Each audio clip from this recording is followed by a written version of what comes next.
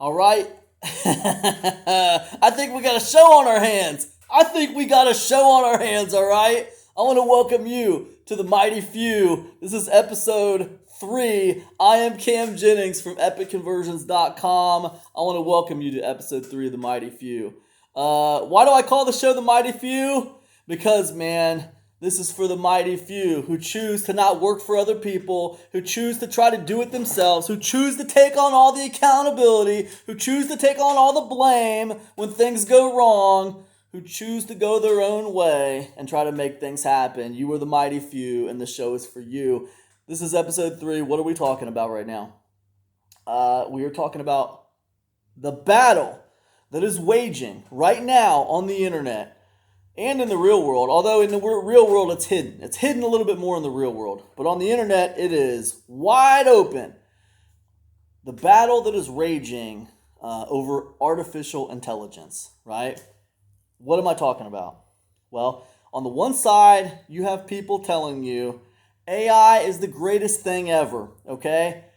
Either start using AI or you're going to get left behind. You're going to go out of business. You could never last without AI. It's impossible, right?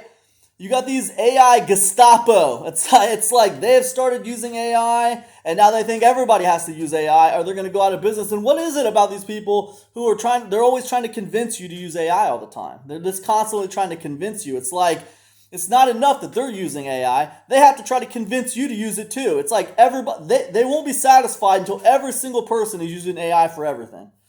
It's amazing. It's kind of weird, to be honest. It's weird. But on the one side, you have that group of people. Now, I understand why some of them are like that, because they have vested interest in AI. You know, they've either created it or they're heavily invested in it. So they want other people to use it so that they make more money and they're successful. I understand why some people are invested in it like that. But other people are invested in it just from a point of like using it all the time, and they're trying to convince everyone else to use it. It's almost like a religion. It feels like a religion sometimes, honestly. But then on the other side of that, you have people who are like, they are repulsed by AI, okay? They are absolutely repulsed by it. They cannot take it. They don't want anything to do with it, and they feel like it's going to be the downfall of our entire existence. You have this group of people over here, okay? Who is right and who is wrong? Now, I would tend to believe that you mighty few, the people watching this podcast or this video show, whatever this is, it's kind of a podcast, the people watching this show, right? I tend to believe that most of you guys are in the middle. You guys are in the middle.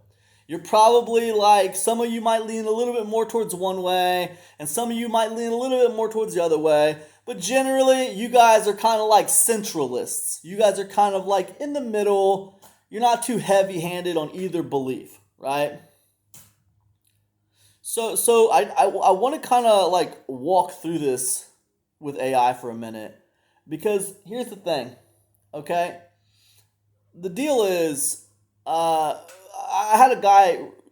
Let me do some context here, okay? I had a guy reach out to me the other day. He was saying, you know, man, look, this thing with AI is it's just a tool, okay? People want to act like it's the end of the world. It's not the end of the world, dude. It's just a tool. The guy is acting like if you're saying you write everything yourself and everything you do is human written, which I've said this before. This is what I say, because it is. It's human written. I write my own content. I sell PLR packages for Epic Conversions, and I write those content packages. I don't use AI to write them. And it was, I saw this guy comparing it to virtue signaling the other day. If you're running around out there saying you write all your own stuff and you're not using this AI slop, then that's basically virtue signaling, right? And then he's like, AI is a tool, get over yourself. It's just a tool. It's no different than any other kind of tool. The fact is, nobody cares if, you wrote your content with AI or you wrote it by hand. Nobody gives a crap. Like, if you fixed your car with a toothpick versus, like, fixing your car with a socket set, no one's going to give a crap. No one cares, right? So stop virtue signaling. That was the basic premise of what this guy was saying, right? And I, strongly pushed back on this sentiment, right? And I'll tell you why. Because no matter how you stand on AI, right? AI is not just a tool, right? It's different. AI is more like, like look, check this out. I could go out and I could buy a rake and I could buy a lawnmower and I could buy some mulch and I could buy like some stuff, some tools and some equipment and some supplies to landscape my own yard. Okay, I could do it, and then I could go to the library, or I could go to Amazon, and I could like order a book, or I could borrow a book about landscaping, and I could learn how to do landscaping, and I could landscape my own yard, right? And I use tools to do it, right? Or what I could do is I could just hire a landscaper. I could hire a gardener to just come and landscape my yard for me, like in a day. He'll bring his crew and they'll do it in a day, maybe 2 days. If I got some fancy job, maybe if I want to put some special stuff in, maybe it takes them a couple days. But they can do it, and they can do it pretty quick, all right? But you know who doesn't, who's not doing it in that situation? Me, I'm not doing it. And like, if I do that, if I hire that gardener, if I hire that landscaping company, like, I didn't read any books on landscaping, okay? I didn't learn anything about landscaping. I didn't buy the tools and go out there and rake my own yard and put mulch in the mulch beds and do all this stuff. I didn't do any edging on my driveway. Like, none of that stuff happened, okay? I didn't do it.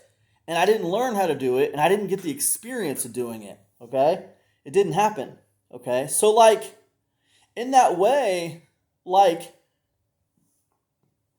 I wouldn't call like a gardener or a landscaper a tool. I would just basically say I outsourced it. And if I outsource something, I don't get those skills. I don't gain those skills, right? And like, if I used to do my own yard all the time, like if every summer I landscaped my own yard, but then one day I figured out I could hire this landscaping company for free and they wouldn't charge me anything, and I just had them do it, right? So as the years go by, as they continue to landscape my yard for me, and the less I deal with landscaping, right? You know what's going to happen? I'm going to start losing my skills. I'm going to start losing my skills. My landscaping skills are going to go away. They're going to go bye-bye. And if I never had landscaping skills, then I'm at zero and I'm never going to learn how to landscape, all right?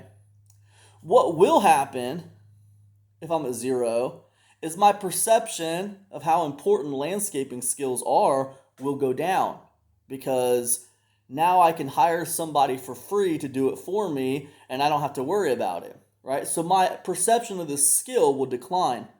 But the skill itself will be non-existent for me. This is the same thing with AI, okay? So like, if you use AI to do something that you've always done yourself, okay, your skills in that one thing will go down, right? That's just the way it is. So like, when we ask ourselves, how much is AI capable of doing for us? When we start answering that question, how much is AI capable of doing for us? We start coming back with, well, a lot. It's a lot. It's capable of making videos for us. It's capable of, writing articles for us. It's capable of doing some audio for us. It's capable of doing a lot. It's capable for helping us brainstorm things. It's capable of a lot. When we start thinking about all the stuff that AI is capable of, we come back with this, answer that it's capable of a lot, right? So, and then the things that it's not capable of, what you'll hear people say is, well, give it a couple years. Give it a couple years. And then they'll be able to do that too. So, if you think this through, it's impossible for us to not get dumber as a society if the majority of people are adopting this technology to do a lot of stuff for them, especially especially the thinking stuff. Like, for example, some people define creativity, like Eugene Schwartz. If you go back to Gene Schwartz, the guy who wrote Breakthrough Advertising, he defined creativity. I'm kind of thinking this from memory, okay? But he defined creativity as basically taking two ideas that have nothing to do with each other and connecting them. Connecting these two ideas, these two existing ideas that have really nothing to do with each other, connecting them together and coming up with something new. I'm kind of paraphrasing here, but this is kind of how he described creativity. And what I'm saying is, like, it would take a lot of kind of sitting around and thinking and, kind of like, doing things outside of your business, some of your best ideas. I mean, some of my best ideas have happened like outside of my business, when I'm just kind of like walking around or I'm, eating pizza or like just hanging out watching a television show and I'll have an idea for something, This show is a good example of that. I call this show The Mighty Few, all right? Well, the reason why it's called that is because I've been on this comic book kick lately, and I've been reading like some DC comics lately. I've been reading this Absolute series from DC Comics, like Absolute Superman, Absolute Batman. I've been reading these. I've been kind of like, I guess you could call it like revisiting my youth, because I was a really big comic book kid when I was a teenager, and lately, here I am, almost 50 years old, and I'm like revisiting my youth. So, but anyways, the comic books kind of had me thinking about the mighty, the uncanny, the awesome, whatever. It had me kind of thinking about these kind of comic bookish kind of names, and that's where the Mighty Few came from. All right, so that is creativity. That's me thinking. That's taking something that's unrelated to what I do and kind of like connecting it to what I do. It's kind of a form of creativity, according to Eugene Schwartz, and I agree with them. So if I didn't use this experience of reading comic books and kind of coming up with a name based on that, but instead I was like, oh, I need a name for my show that I want to do on YouTube and Facebook and stuff. What can I call it? Oh, I don't know. Let me just run over to ChatGPT and see if it can give me some names. Okay? So now instead of me thinking, let me come up with a name, now I'm just running over to ChatGPT and it's going to think for me. It's going to come up with some names for me. Right? They're going to be very probably derivative and not very good. And even if I kind of like handhold ChatGPT and I kind of like get it to, come up with something more creative and I kind of think outside the box with it a little bit, I mean, it's still like co-opting my thinking. You know what I mean? It's almost like it's doing the thinking, and I'm supervising its thinking now. I'm not doing the thinking anymore. I'm not doing the creative anymore. Like, I'm supervising it doing the creative, and I might complain about it not being creative, and I might try to handhold it a little bit and make it more creative, but it has literally co-opted my creativity. It's literally the one being creative now. It is the one doing the thinking, okay? So what I'm telling you is, if you're going to let AI do all this thinking for you, like, I really don't see how you don't get dumber. How do you not get dumber? Explain it to me how you don't get dumber. It doesn't make any sense. So like, to me, I would say that on the current trajectory, like, AI is going to destroy the world, and you all know it, you lazy bums.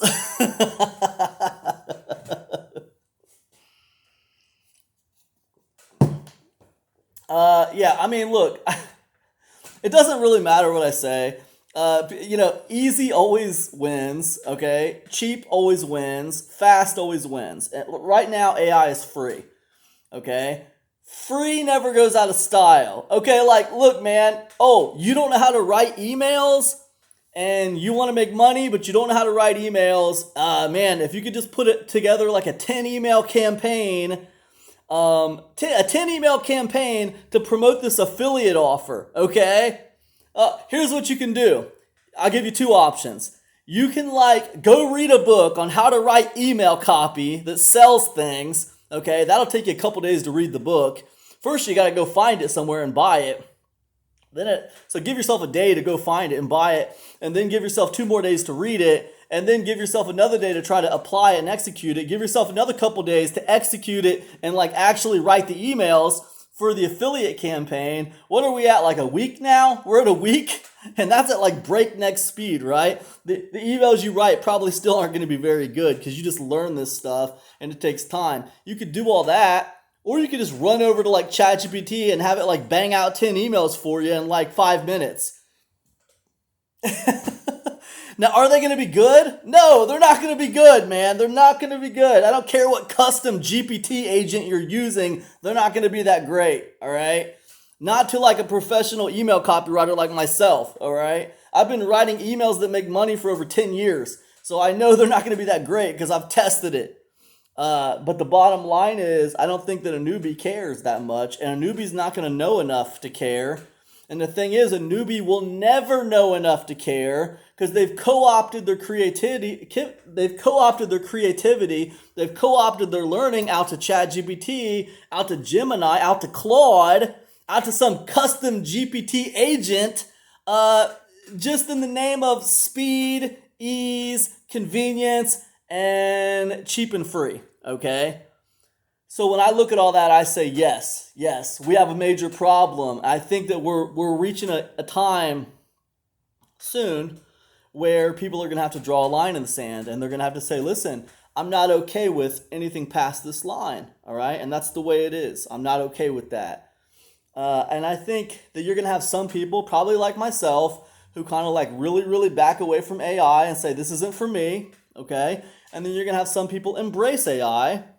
And I do think it's telling that the people who embrace AI, they love to put down the people who don't embrace AI. They love to say that they're dinosaurs. They love to say, oh, it's just the tool. What are you afraid of a tool for? That's not the whole story. It's not just the tool. It's actually more than a tool. I went over it with the gardener landscaper analogy. I think that people need to come to terms with the fact that, yes, ChatGPT is easier, it's faster, it's more convenient. AI is faster, cheaper, more convenient than doing it yourself, learning how to do it yourself, acquiring the skills. You know what? Acquiring skills is painful. Learning things is painful, all right?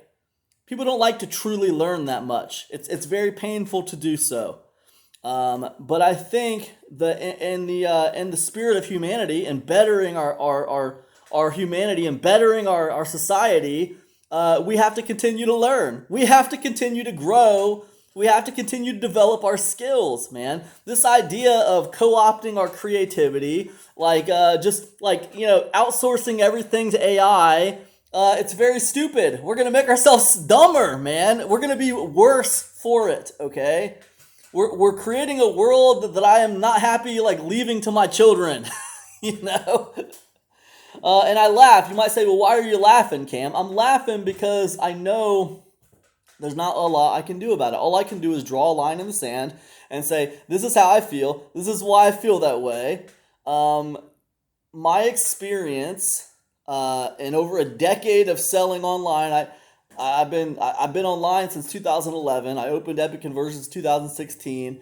But in all that time, what I have learned selling is that people easy, free, fast generally wins. And if you say, hey, do you want to spend a week learning how to write emails that sell and then spend another couple days writing those emails? Or do you just want to go have Gemini bang some emails out for you in 5 minutes? A lot of people, not all people, but I think a lot of people are going to take that fast route. And they're going to use excuses like, oh man, I'm so busy. I'm not a creative type. I don't have the time to get into this. There's all these excuses and reasons why they're going to go for that route. But at the end of the day, it's because learning is painful, okay? And learning new skills is a painful activity. It is not easy. It's hard. Because it is hard, that is what makes it valuable, right? We grow through pain, right? That is the truth. We grow through pain, right? We don't get better without being uncomfortable. That's just the bottom line. So, yes, AI is going to destroy the world, probably. I hope not. I hope I'm wrong. Hope I'm wrong. You all know it, you lazy bums. So here's what I say. Draw a line in the sand and get back to work. Stop letting ChatGPT do everything for you. All right? That's all I got. Good luck out there in all your businesses. You mighty few. I am pulling for you. Peace now.